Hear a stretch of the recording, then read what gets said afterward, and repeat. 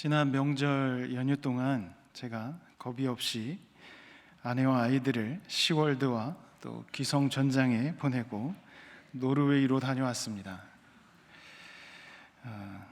다들 멋진 풍광을 얘기하시고 그래서 여행을 하고 싶었지만 제가 맡겨진 일이 있어서 그냥 오슬로 도시 안에서 거기서 교수들과 또 채플린들을 만나고 돌아왔습니다. 노르웨이가 어떤 나라였는지 잘 몰랐는데 이번에 가서 현지 채플린과 교수들을 통해 조금 경험을 했습니다.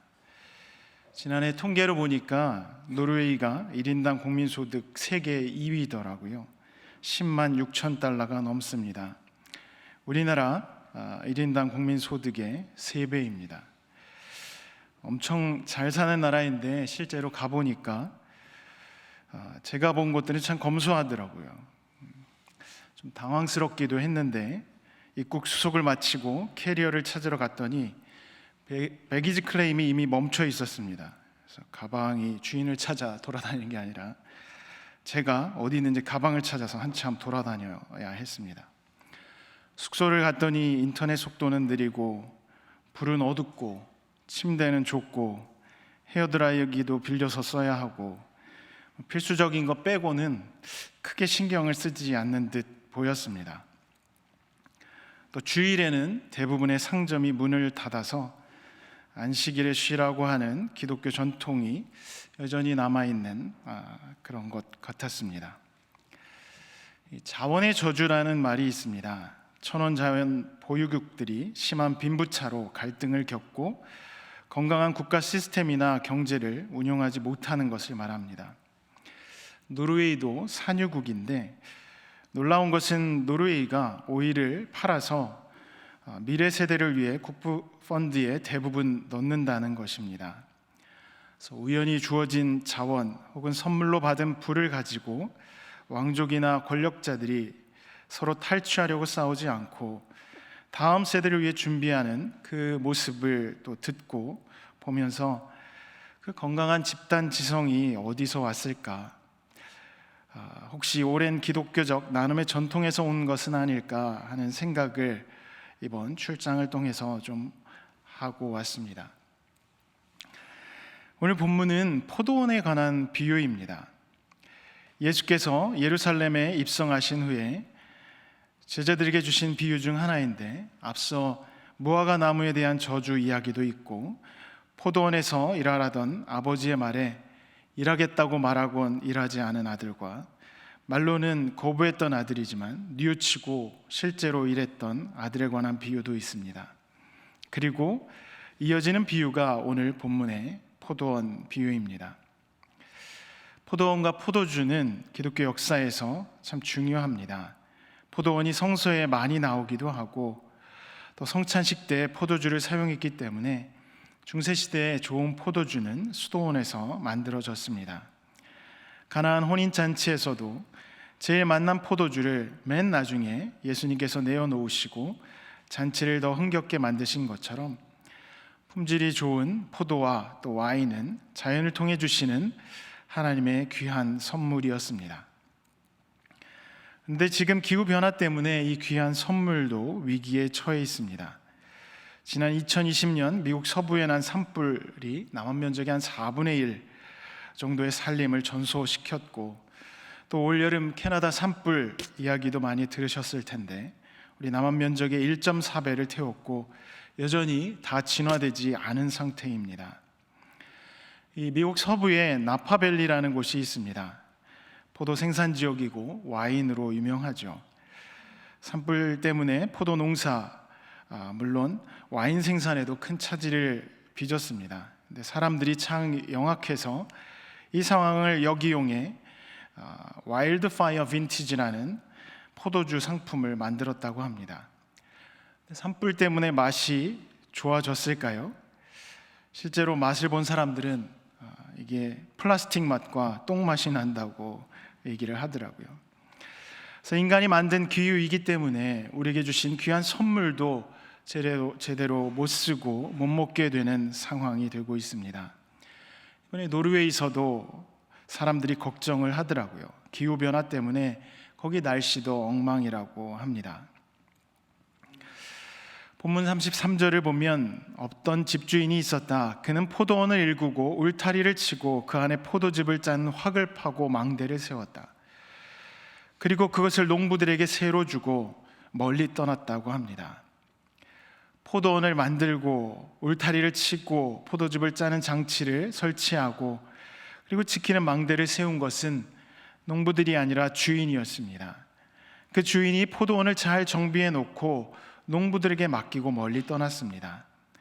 오늘 이사야서에서 들은 대로 포도원은 이스라엘을 상징을 합니다.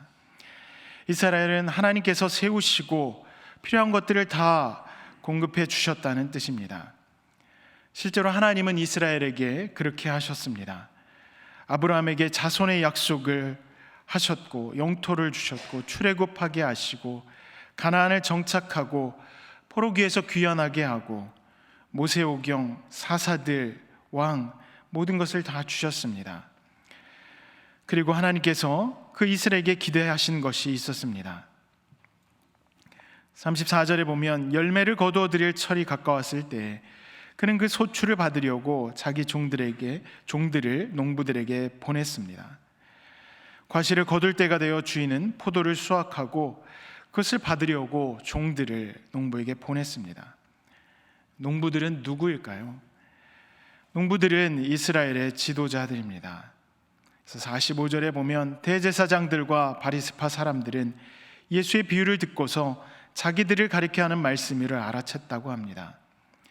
비유에 나오는 농부들은 좁게는 이스라엘 대제사장들과 바리새파 사람들이고 넓게는 이스라엘 사람들입니다. 그들은 하나님께서 이스라엘을 포도원처럼 잘 가꾸라고 세운 사람들입니다. 그래서 그들은 열심히 신앙생활을 했고 선택된 백성들로 하나님께서 지시하신 길을 가야 하는 사람들입니다. 그런데 오늘 비유에서 보면 그들이 저지른 일은 참담한 악행이었습니다. 농부들은 소출을 받기 위해서 보낸 주인의 종들을 살해하고 핍박했습니다. 35절을 보면 농부들은 그 종들을 잡아서 때리고 죽이고 돌로 쳤습니다. 다행히 살아서 주인에게 돌아간 종들이 있었을 겁니다. 그 종들은 주인에게 어떤 일을 농부들이 저질렀는지 보고했습니다. 그래서 그 주인은 이번에 더 많은 종들을 보냈습니다. 주인은 농부들에 대한 기대를 포기하지 않았었습니다. 처음에야 실수로 그랬겠지만 그래도 이번에는 다를 거라고 생각하며 주인은 더 많은 종들을 보냈습니다. 그러나 결과는 다르지 않았습니다. 농부들은 똑같이 그들을 핍박하고 때리고 죽였습니다. 여기서 이 종들은 누구일까요? 이 종들은 구약 성서에 나오는 예언자들입니다. 하나님의 뜻을 대신 말하라고 하나님께서 보내신 예언자들입니다. 이스라엘 백성들은 그들을 환대하지 않았습니다. 자신들의 개인적이고 집단적인 이익에 해가 되는 말씀, 그 말씀의 선포자들을 그들은 그냥 두지 않았습니다. 예레미야서에 보면 예언자 예레미야는 구타를 당했고 착고를 채운 채 독방에 갇혔습니다. 예레미야와 같은 시대에 하나님의 말씀을 대언하던 우리야라는 예언자도 있었습니다. 이스라엘 지도자들이 우리야를 죽일 거라는 소식을 듣고 이집트로 도망했는데 그는 결국 거기서 잡혀서 살해를 당했습니다. 요아스 왕에 의해 죽음을 당한 예언자 스가랴도 있습니다. 그래서 오늘 비유의 주인의 종으로 등장하는 하나님으로부터 보냄을 받은 예언자들은 모두 예외 없이 이스라엘 지도자들과 백성들에 의해 거부되었습니다. 그런데 이 포도원 주인은 농부들에게 한 번 더 기회를 주기로 마음을 먹습니다. 37절의 마지막으로 그는 자기 아들을 보내면 그들이 아들은 존중할 거라고 생각을 했습니다. 그리고 그의 아들을 보냅니다. 아들을 보낼 때는 아마도 더 많은 사람들과 권위를 가지고 보냈을 것입니다. 그러나 그 아들을 본 농부들은 이 사람이 상속자다, 그를 죽이고 그의 유산을 우리가 차지하자, 그러면서 그를 잡아서 포도원 밖으로 내쫓아 죽였습니다. 농부들의 탐욕, 다시 말해 이스라엘 백성들과 지도자들의 탐욕을 드러내는 구절입니다. 아들은 우리가 짐작하는 대로 예수 그리스도입니다. 많은 예언자들을 보내고 결국 그의 아들 예수 그리스도를 보냈지만 이스라엘 지도자들과 그리고 그들과 함께한 이스라엘 백성들은 예수 그리스도를 거절했습니다. 그러면 그 포도원 주인은, 다시 말해 하나님은 어떻게 하실까요? 43절에 예수께서는 이렇게 말씀합니다. 하나님께서는 너희에게 하나님의 나라를 빼앗아서 그 나라의 열매를 맺는 민족에게 주실 것이다. 하나님의 나라, 즉 포도원을 그 농부들에게서 빼앗고 열매 맺는 민족에게, 하나님의 말씀에 순종하고 합당한 열매를 맺는 사람들에게 그 포도원을 넘겨주실 것이라고 선언을 하십니다. 아주 짧은 비유이지만 한편으로는 충격적이고 가차없는 하나님의 말씀입니다. 이스라엘이 하루 이틀 하나님을 섬겨온 것이 아닙니다. 물론 하나님의 말씀을 거역하고 불순종한 역사도 길지만 아브라함과 이삭과 야곱으로 이어지는 그 긴 신앙의 역사를 갖고 있습니다. 그런데 그 모든 역사에도 불구하고 하나님께서 더 이상 자신의 욕심을 위해 사는 이스라엘 백성의 삶을 그냥 두시지 않고 다른 민족에게, 다른 백성들에게 하나님의 나라를 주시겠다고 하는 것입니다. 종을 보내고 종들을 보내고 그리고 아들까지 보내시는 하나님의 인내하심을 볼 수 있지만 동시에 결정적인 순간에는 불순종하는 이들을 잘라내실 수 있다는 중요한 심판의 말씀입니다. 그래서 기독교 역사에서는 이 본문을 잘못 사용하기도 했습니다. 오늘 본문은 이스라엘 지도자들, 대제사장들과 바리새인들과 그 배후에 있는 유대인들을 질책합니다. 이 질책은 예수 그리스도의 십자가 처형에 대한 책임이 있는 그들에게 책임을 묻는 것으로 축소해서 유대인들에 대한 비난을 정당화하기도 했습니다. 그래서 유럽의 역사에서 반유대교주의 혹은 더 심하게는 반유대인주의를 정당화하는 구절로 오해되었습니다. 교황들과 주교들은 유대인들이 그리스도를 죽였고 그의 복음을 거부했다는 이유로 그들이 하나님께 버림받은 민족이요 영적인 삶이 불가능한 자들이며 완전한 인간이 아니라고 가르치기도 했습니다. 잘못된 오해이죠. 그렇게 우리는 착시하며 하나님께서 지시하신 것을 보지 못하고 달을 보라고 하는데 자꾸 달을 가리키는 손을 보는 데서 이 문제를 일으켰습니다. 오늘 본문은 하나님의 나라를 위해 열매를 맺지 못하는 사람들을 지적을 합니다. 당시 그들은 유대교 지도자들이었고 그 배후에 그들을 추종하는 유대인들이었습니다. 그 시대에는 그들이 하나님의 나라 열매를 거부하는 사람들이었습니다. 지금은 누구일까요? 지금은 누가 하나님이 주신 선물을 독차지하려고 하고 심지어 하나님의 대리자를 없애서 그 소유권을 자신에게로 옮기려 할까요? 소유를 하려고 하고 소유의 욕망에 관해서 그 누구도 자신은 욕심이 없는 사람이라고 할 수 없을 겁니다. 노르웨이에서 만난 돈에 큰 욕심이 없어 보이는 한 병원 원목이 이런 얘기를 합니다. 노르웨이 사람들도 지금 연금 고갈을 걱정하고 있다는 겁니다.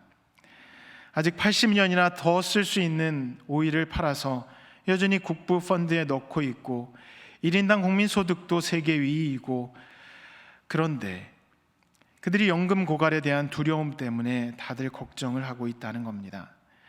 무덤에서 요람까지 복지 혜택을 받고 있는 그들인데 뭘 걱정하고 있는 걸까요? 얼마나 가난해질까를 염려하는 걸까요? 연금 걱정이 없는 나라를 제가 들어본 적은 없습니다. 가난하건 부유하건 미래를 걱정하고 있습니다. 그리고 두려움에 빠집니다. 어느 정도를 갖고 있으면 우리가 걱정하지 않고 살 수 있을까요? 그리고 인간의 소유욕을 충족시킬 것이 이 세상에 과연 있을까요? 오늘 비유는 인간의 소유욕은 만족이 없어서 종을 죽이고 종들을 죽이고 아들을 죽이고 그래도 그 두려움을 떨쳐버리지 못하는 것이 인간임을 우리에게 분명하게 깨우쳐 주고 있습니다. 하나님께서 포도원을 잘 정비해서 농부들에게 주신 이유는 분명합니다. 주어진 선물을 가지고 감사하면서 함께 더불어 살아가는 이들과 나누고, 그리고 주인에게 세를 내는 이유는 함께 누리는 모든 것들이 자신의 소유가 아니고 주인인 하나님께서 은혜로 주신 것임을 기억하라는 것입니다. 오늘 본문에서 포도원은 하나님의 것입니다. 하나님의 포도원입니다. 그러나 농부들은 그 포도원을 자신의 것으로 만들려고 시도를 합니다. 하나님의 포도원을 대리해서 가꾸는 농부가 아니라 농부 아무개의 포도원으로 만들고 싶어 합니다. 누가 감히 그런 시도를 하느냐고 반문할 수 있지만, 모든 인간은 주어진 선물을 선물로 여기지 않고 자신의 소유로 바꾸어 놓거나 아니면 하나님의 유일한 대리인처럼 주인 생세를 하고 싶어 합니다. 오늘 비유는 그것을 우리에게 명확히 짚어주고 있습니다. 유대인 랍비이며 철학자인 임마누엘 레비나스라는 사람이 있습니다. 그가 이런 말을 우리에게 전해줍니다.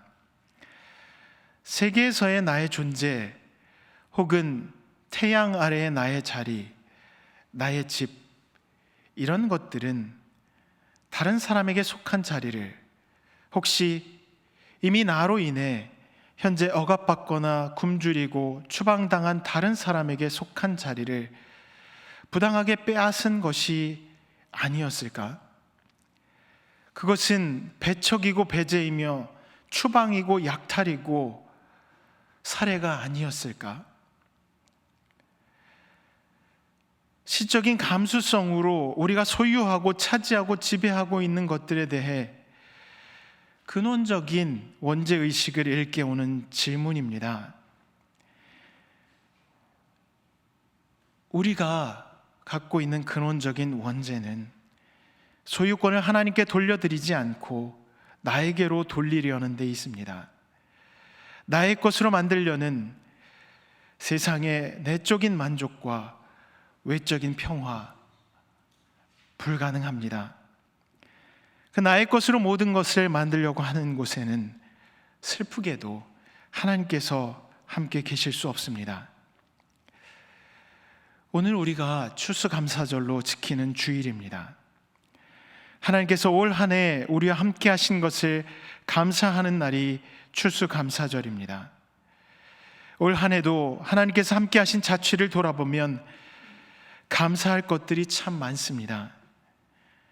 그러나 내가 움켜쥔 것, 그리고 움켜쥐다가 놓친 것을 생각하면 좀 감사할 것이 없습니다. 그러나 내가 베푸셨던 하나님의 은혜를 생각하면 우리 입술로 할 것은 감사의 고백뿐입니다. 오늘 본문을 통해 추수감사절에 우리가 기억해야 할 일은 무엇일까요? 우리가 소유권을 주장하는 모든 것은 하나님께로부터 왔고 하나님의 것이며 또 하나님께로 돌아갈 것이라는 고백이고 또 행동입니다. 하나님 앞에서 내게 주어진 것도 하나님 것이고 나 자신도 주님의 것입니다. 이 고백이 추수감사절의 고백이고, 감사라는 단어가 흘러나오는 원천입니다. 하나님께서 오늘 비유를 통해 포도원을 주신 이유는 감사의 분명한 의미를 알게 하시기 위함입니다.